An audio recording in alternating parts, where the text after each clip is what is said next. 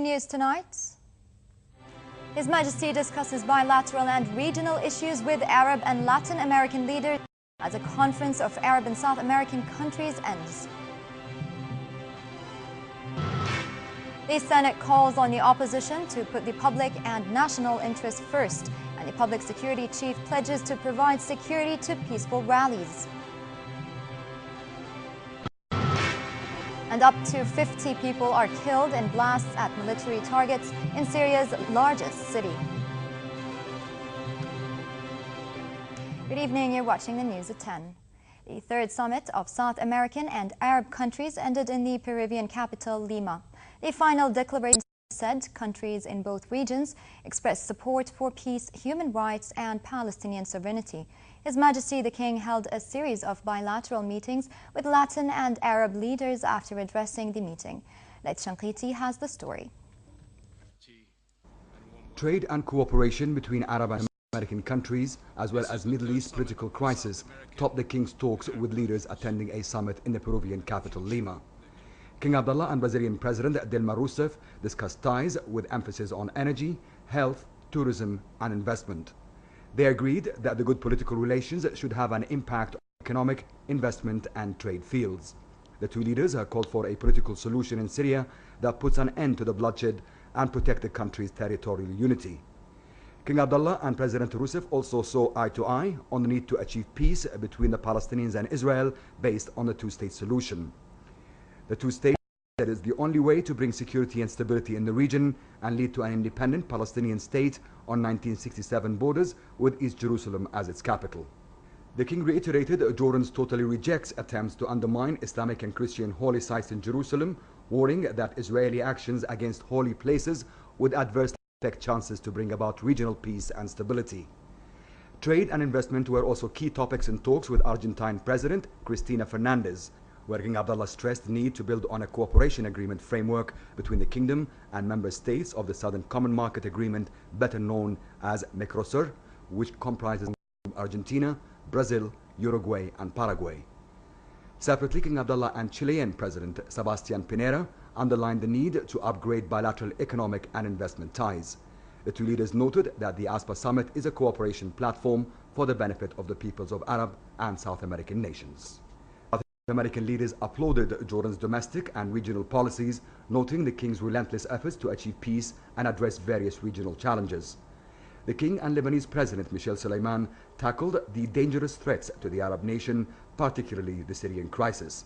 They called for dialogue and underscored to find a peaceful solution to the conflict, but rejected foreign intervention. Suleiman told reporters Lebanon and Jordan had the common concern of how to accommodate Syrian refugees who fled the two countries. Those issues were the focus of His Majesty's address to the ASPA summit a day earlier, stressing the common history and values between the Arab world and South America. Let me say both our regions can be proud, as I am, of the many contributions to South America's achievements by citizens of Arab descent. That our people should come together in this way should not be a surprise to anyone. Our societies bring to the crossroads their own great cultures, which we must celebrate and sustain. But our people, all our people, also meet on a common ground. The powerful values we share: respect for human dignity and equality, a fierce commitment to justice, and hands outstretched in peace. Jordan's reforms also figured high on the speech to the leaders. In Jordan, we have seized the opportunity to accelerate our path towards comprehensive, consensus-based reform. We are building the political party system that is the backbone of parliamentary government. We will elect a new parliament by the beginning of next year, and the next government will stem from the emerging. In economic terms, we are moving forward with policies that support inclusive, sustainable growth and the meaningful jobs our young people need. The third summit of South American and Arab countries, or ASPA, came to an end with a joint declaration in which the countries expressed support for peace, human rights and Palestinian sovereignty. Peruvian President Ollanta Humala read the final declaration. Estas coincidencias The joint declaration is affirmed on matters like peace, disarmament and non-proliferation of nuclear arms, peaceful solutions to controversies, respect of human rights and of international humanitarian law. Just like we reject all forms of terrorism and, with it all, we back the right of the Palestinian people with their independence and sovereignty and the right of all nations in the region to live in peace and security within recognized and respected borders. el respeto a los derechos humanos. Late Shankrithi for the news at 10. The Senate called on the opposition to put the public and national interest above any considerations when holding rallies. Referring to a planned rally by the Muslim Brotherhood in Amman on Friday, the Senate urged the parties to resort to reason and logic, take into consideration the regional turmoil and avoid any adverse repercussions on the kingdom. A Senate statement stressed that the country's security and stability must be safeguarded as a fundamental that should not be manipulated. The statement also demanded that security forces protect peaceful rallies and prevent clashes or attempts to stir up civil conflict among marchers. Senator Abdul Hadi Al-Majali told Jordan television that no one wants escalation by any party and hoped that the next 4 months will be quiet, noting that parliamentary elections will be held during this period. He called for restraint and warned of attempts to stir up disorder or civil strife. The region around us is volatile, and the sparks are flying from everywhere. I think Jordanians are mature and hold an enormous responsibility for the future of this country.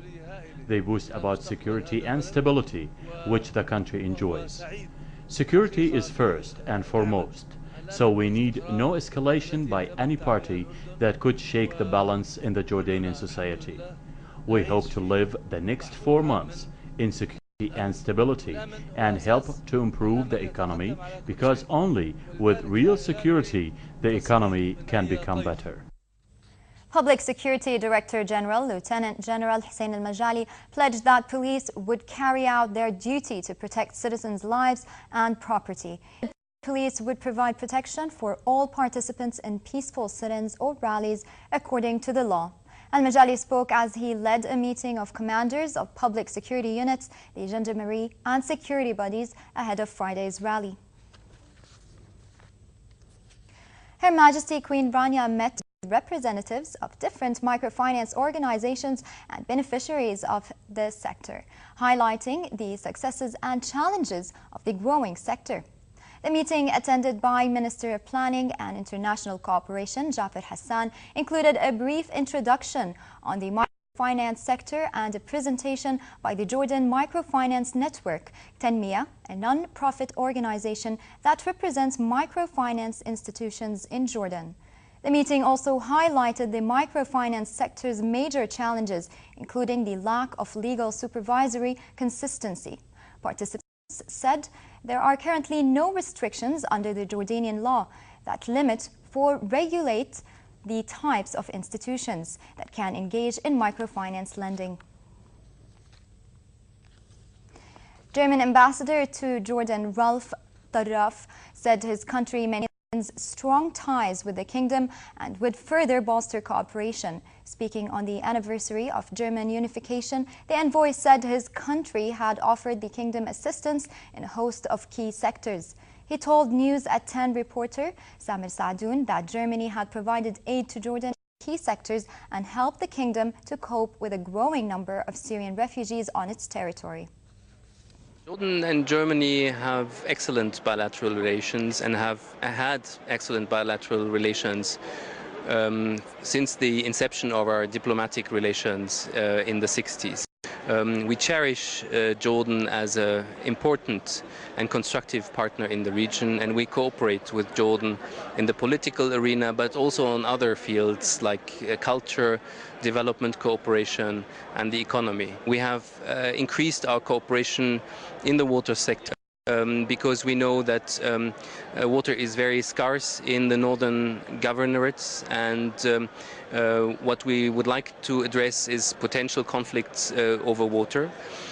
So we have had additional funds available for the infrastructure in the northern governorates for the Jordanian population, actually. And in addition to that, the German Technical Relief Agency has been building the water infrastructure in the Zaatari camp on behalf of UNICEF. I would like to congratulate Jordan for its open policy towards the Syrian refugees. We know that this is anything but understood. Turkish Foreign Minister Ahmet Davutoglu contacted NATO Secretary General Anders Fogh Rasmussen after a mortar bomb fired from Syria killed 5 people in southeastern Turkey. The Turkish minister also briefed international mediator on Syria Lakhdar Ibrahimi on the attack.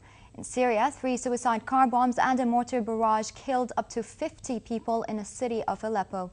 Hala Dababne gives us an update on the fighting.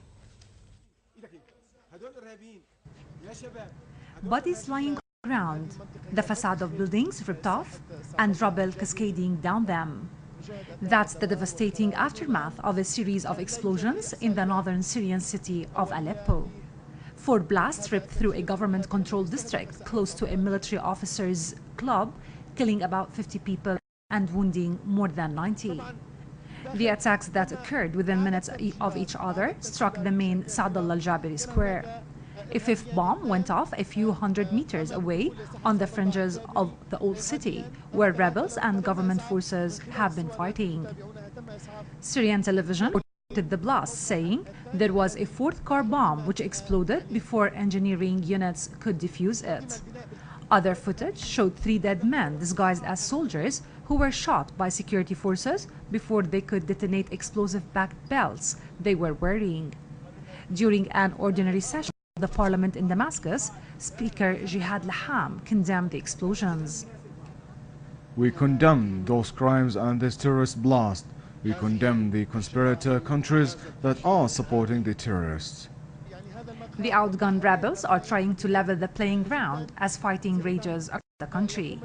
They have resorted to bomb attacks in areas still controlled by forces loyal to President Bashar al-Assad. Hala Dababne for the News at 10. Jordan condemned the storming of Al-Aqsa Mosque compound by dozens of Jewish settlers and extremists in the latest provocation against Muslim worshippers. Minister of State for Media Affairs and Communication Samih Ma'aita called such actions a serious violation of international law. He spoke after a group of 30 Jewish worshippers entered the compound under heavy police protection and were quickly surrounded by Palestinians. Israeli police and ultra-Orthodox Jews argued with Palestinian worshippers within the compound area. At least 1 Palestinian man was escorted out of the compound in handcuffs by Israeli police. The first Somali government and African Union troops have entered the Somali port of Kismayo, the last major stronghold of the Islamist group Al-Shabaab. Kenyan and Somali forces launched a beach assault on the Islamist group, and a loud explosion was heard as the forces established control of the airport and main government buildings. An improvised explosive devices were planted at Kismayo's airport, but the forces managed to detonate it. Somalia's second largest port is a significant source of revenue for the country, and Al-Shabaab used the port to bring in weapons. The retreat signaled the demise of Al-Shabaab as a military force, as fears rose that militants might resort to suicide bombings and hit-and-run attacks. Very poor. The roads are not very good. It rained, so our vehicles were stuck in there and here. We had a bit of challenges, but we never had any challenges in terms of Al-Shabaab. Al-Shabaab have actually deserted Kismayo, port city. They have actually deserted the area. So therefore, we never had any challenges. We actually entered the town without any resistance at all. And we came all the way to the airport without any resistance. U.S. President Barack Obama and his Republican challenger Mitt Romney will spar over whose vision is best for boosting the U.S. economy. In the first of 3 televised debates tonight, the nominees will also navigate thorny foreign policy issues, among other topics. Romney enters the final sprint to the November 6th election behind in national polls. The Republican is trailing in most of the 9 or so swing states that are likely to decide the election. We get more in this report.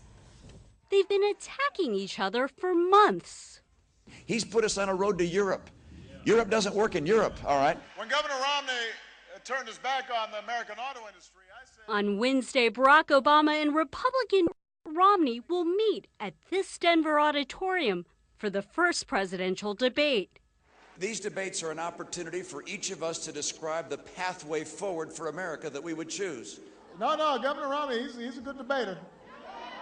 I'm just okay. Romney is trailing Obama by 5 percentage points in the latest Reuters Ipsos poll and is under pressure to narrow that gap. Michael Tanner, senior fellow with the Cato Institute. What they've seen is a lot of negative ads. Their attitudes, generally, he's not very likable. They generally have an impression of him. If he can change that, if he can be someone that they see as president, they're much more likely to go in and vote for him. Outside the White House, voters say they're hoping to hear more details. What I want to see is a good substantive conversation about our country's future on economic policy, not just rhetoric. So I'd like to hear each candidate's plan to limit the cost of health care. We need to know the exact plan of how each candidate will improve the economy and strengthen our country. Romney will have to convince Americans he's presidential material, and Obama will be forced to defend an economy that he's acknowledged isn't where it needs to be. He tends to be very factual oriented, throws out a lot of numbers, but he also can get irritated, and he can come across sometimes as a little testy. He doesn't like to be challenged, and if people go after him on specifics, he sometimes gets his back up a little bit. While it isn't clear just how much impact the debates will have, previous debates have given candidates a chance to show off their quick thinking, or in some cases, their sense of humor. I am not going to exploit, for political purposes, my opponent's youth and inexperience. Wednesday's debate is the first of 3.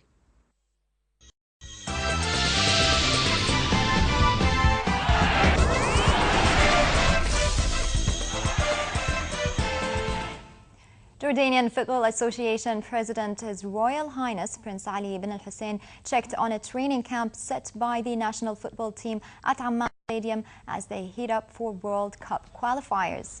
Head coach Adnan Hamad gave the Prince a detailed report on the preparations of the national team. The squad will fly to Doha, Qatar to continue its training on Friday and stay there until the 13th of this month.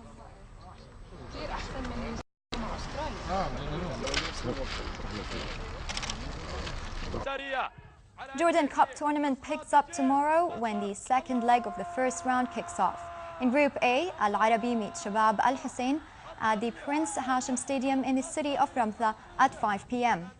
Group B will clash between Al Jazeera and rivals Al Baqa at Amman Stadium at 8:30 p.m. عبد الاله الحناحنه امتداد امامي ارسال بال 18 بالجول الله.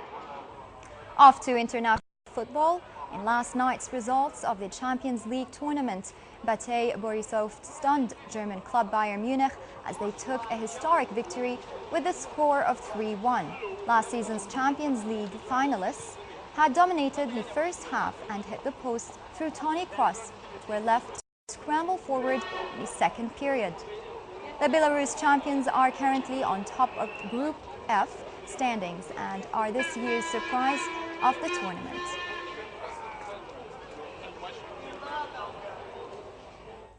And finally, a look at the weather. Chilly in highlands and mild in the rest of the country with some clouds and westerly moderate winds. Tomorrow, temperatures will drop slightly with mild conditions across the kingdom, but with low clouds in hilly areas. The Gulf of Aqaba should expect fair conditions tonight and sunny tomorrow with northerly moderate winds and a bit choppy seas. The weatherman warns of poor visibility on hilly areas during early morning hours due to fog. Next are the lows and highs for tonight and tomorrow.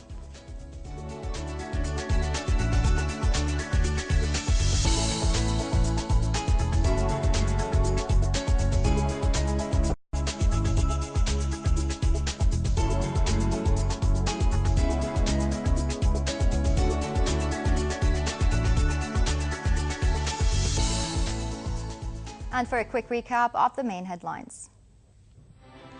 His Majesty discusses bilateral and regional issues with Arab and Latin American leaders as a conference of Arab and South American countries ends.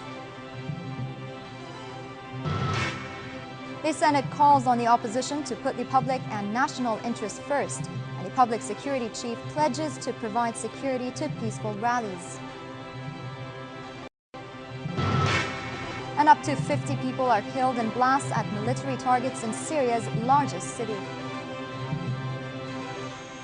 That's all the news for tonight. I'm Iman Majari. For the latest, join us tomorrow, same time. Have a good night.